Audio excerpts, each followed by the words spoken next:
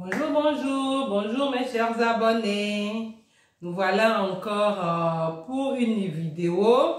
Mais aujourd'hui, je vais parler de la psychologie chez le patient diabétique. On va aborder le diabète parce que c'est dans notre domaine, mais ça peut englober en fait tout ce qui est maladie chronique. Qu'est-ce qu'on entend par la psychologie? On sait que c'est une science qui étudie les comportements ou bien les aspects mentaux d'un individu donné. Et le diabète, c'est lorsque le taux de sucre reste élevé dans le sang de façon permanente. Et cela va donc aboutir à un certain nombre de complications. On a tellement défini cela que maintenant vous connaissez très bien ce que c'est que le diabète. Pourquoi je veux aborder ce sujet aujourd'hui? Parce que on remarque très souvent lorsqu'on annonce au patient diabétique qu'il a le diabète, il se trouve un peu perdu. Alors qu'il faut qu'il comprenne la maladie, il faut qu'il accepte. Mais très souvent, il est confronté à une dépression, à un stress. Et cela ne va pas dans son intérêt, tout simplement parce que lorsque vous êtes stressé, vous savez qu'on sécrète un certain nombre d'hormones appelées cortisol qui, au contraire, va faire augmenter encore plus la glycémie et donc ne va pas favoriser l'équilibre de votre diabète.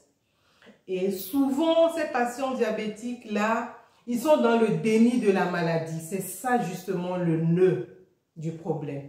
Ils se disent que non, et c'est pas possible, et si la glycémie est élevée, peut-être c'est parce qu'ils ont consommé ceci, et ils sont toujours dans ce cercle vicieux où quand même ils prennent le médicament, il arrive qu'aujourd'hui il va prendre, demain il va pas prendre, et il est également dans une dépression. Il va se dire non, il y a des patients quand ils arrivent, disent non, moi, je peux tout avoir, mais sauf cette maladie, parce que vraiment, j'ai vu ma maman qui avait eu ça, ou bien j'ai vu mon père qui avait eu le diabète. Ah non, docteur, moi, je veux pas du tout de cette maladie. Mon père en a tellement souffert qu'on a même amputé le pied. Et il est dans cette dépression, il est tout triste, il ne veut même pas entendre parler de la maladie. Et il est fermé. Alors ça nous revient à nous d'aider, nous les agents de santé, d'aider vraiment le patient à mieux comprendre sa maladie, à lui faire sortir donc de cet état de dépression, à lui faire sortir donc de cet état donc de stress pour que les choses puissent rentrer vraiment dans l'ordre. C'est vrai que ce n'est pas facile. Et comment est-ce que nous pouvons y arriver? Il faut expliquer d'abord au patient, pour que le patient comprenne que ce n'est pas une fatalité. Avoir le diabète, ce n'est pas une fatalité. Il faut qu'il comprenne mieux cela. Il faut qu'il comprenne que s'il fait bien les choses peuvent toujours rentrer dans l'ordre de son côté. Et ce qui est encore primordial à faire, c'est qu'il faut qu'il participe peut-être, il faut qu'il ait un soutien social. On peut le faire participer, par exemple, à des groupes de causerie, ou bien même dans un club de sport où il va rencontrer encore d'autres patients diabétiques et il va se rendre compte qu'il n'est pas seul dans le cas. Parce que la psychologie du patient diabétique, cette psychologie-là, c'est tellement lourd. La psychologie est tellement lourde que le patient est tellement fermé sur lui.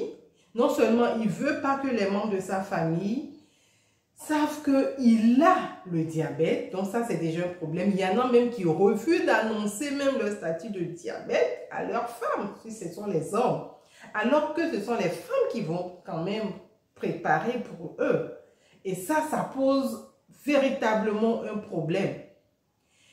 Et ils doivent comprendre aussi que lorsqu'ils ont le diabète, ce n'est pas la fin du monde, certes, mais s'ils ont une compagnie où ils se mettent à boire beaucoup, des compagnies où ils vont se mettre à manger, surtout les interdits, alors ce n'est pas dans leurs avantages. Il faut qu'ils se détachent un peu de cette compagnie-là pour leur bien-être.